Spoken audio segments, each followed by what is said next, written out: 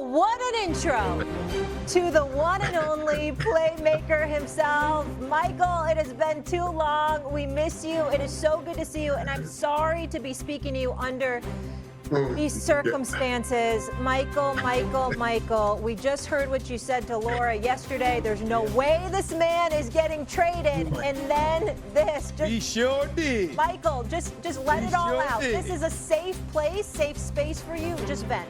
Just vent, sweat, and do it all. First of all, let me start with this, Sam. That whole accident happened thing, I'm sitting here in the pain of what just happened. And that thing has me laughing. It's just, all of the cuts in and out. You have a Steve, it ain't doing. That's just great. That's great producing. And Molly, how are you guys? I want to understand this, though. What kind of friend is this? The only time he calls is when your heart gets shattered. And he say, hey, man, come on the show for a minute. Wait, what does this mean? What do you mean? How much? What kind of friend do I call you? But I promise you guys, Jerry was hurt.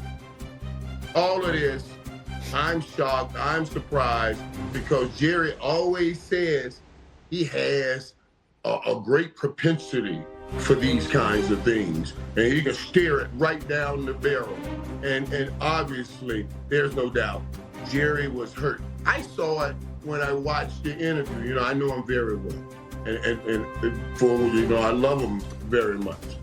I know what he wanted with Micah Parsons, and I know not having it with Micah Parsons is hurting him deeply. And I believe it's hurting Micah deeply. It's certainly hurting us here deeply. I heard Dan say, no, Micah was happy to leave. No. That would not be true.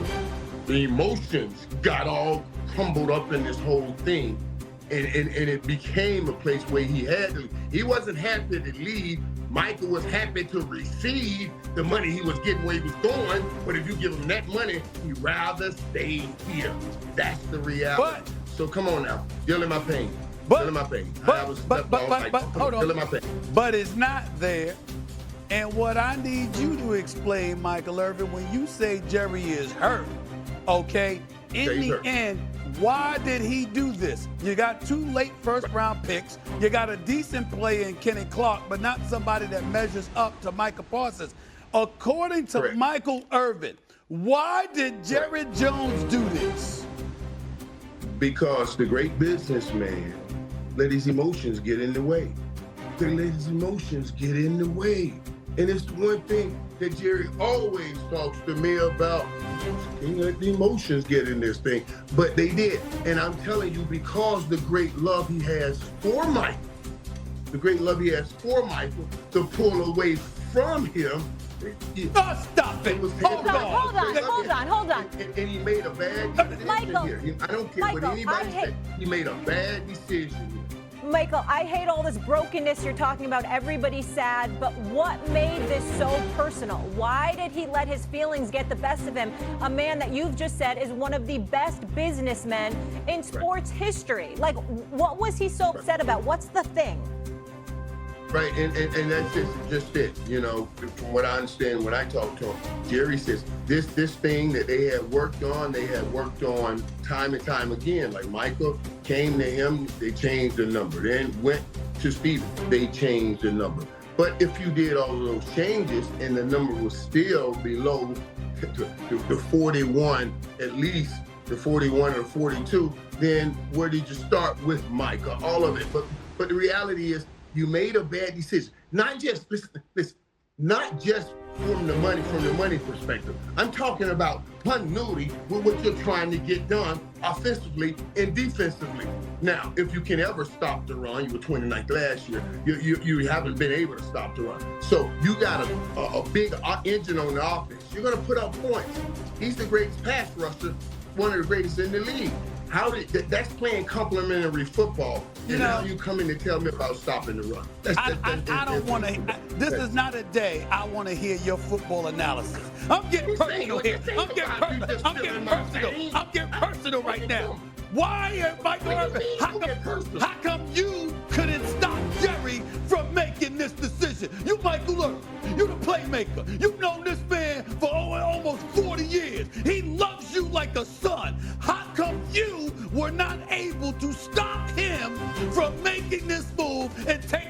Micah Parsons. Dallas might be blaming you right now. Well, you are pretty good at this, boy, but let me tell you something. Because don't think I haven't put that on my own. Man, was Jerry serious? Maybe I should have went and got that thing done for real. Because I have thought about that. I absolutely have thought about that. And now I got to think deeply. I'm serious about what kind of friend are you to bring that back up again. I'm because I swear to you, this makes no rhyme and no reason. And Stephen, you're right, Steve. He was reaching out to me. He was crying out, and I missed it. And I should have jumped in the middle of it even deeper and better. And I'm hurt for it, and there's no doubt in my mind. So I don't care what anybody says. So is that all that Jerry's saying about we're better today, that's not true. That reminds me of the documentary where his dad said, make it look like you know what you're doing even when it is not working. And that's what I came up with right there. Is that not true? Is that your way of confirming the obvious, that 2 first-round picks and Kenny Clark in no way measures up to the loss of Micah Parsons, and the Dallas Cowboys will end up being worse? Is that you giving that confirmation over the national airwaves? I'm telling you right now that the Dallas Cowboys defense is not as good as it was, and it was always to have a problem. Now listen to what they said yesterday. They talked about wanting to stop the run. They are absolutely right. They need to learn and need to figure out how to stop the run. But letting Micah Parsons go, Micah Parsons wasn't because that's not the reason. That's because some of the guys you drafted did not work. Micah Parsons was the best thing we had in the complement for the offense. If you got a high-power offense, you want somebody that can get to the quarterback. That's where they made a bad football decision. And don't try to lie to me talking about we needed to stop this and we got a better player. We lost yesterday. Michael, you're on the inside there, right? Obviously, you bleed blue. How deflated is the locker room? How deflated are these players? What is this going to do to the culture of this team right now heading into the season? Yeah, this will be a difficult game for them to go into. Certainly the Philadelphia game right now with this situation. It really is. Because now you think about it, it's not just this.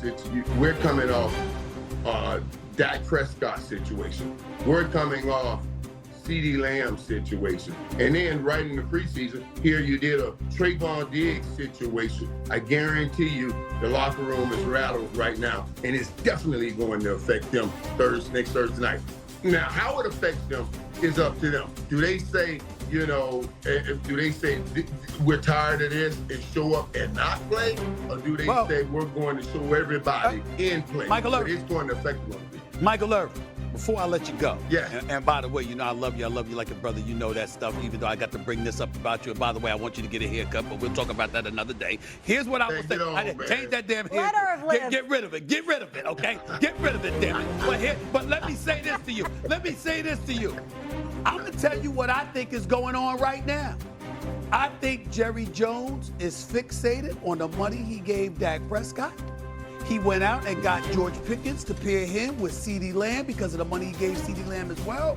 And I think Jerry is hanging his hat on, let my quarterback go out there and prove me right.